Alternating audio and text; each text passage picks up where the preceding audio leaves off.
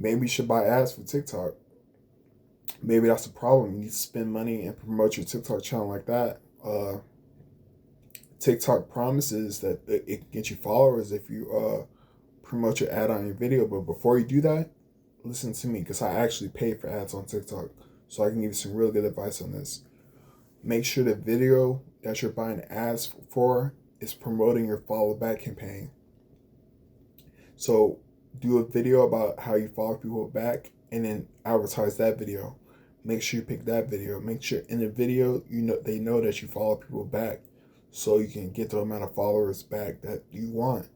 Uh, just because TikTok promises 200, 300, 400 subs doesn't mean they'll get it for you. TikTok promised me like 300 subs. It only got me like 100. But I kept posting on TikTok. I stayed active. I just like, damn, I'm probably not going to spend any more money on TikTok ads, but I did it before. So I could tell you, the amount of followers you get that they promise you is not going to be the same as what you're going to get. It's all depending on a promotion campaign, and just just do it. Just buy ads and just make sure the video is good, and it'll get you up off the floor for sure. You should see some residuals coming in too.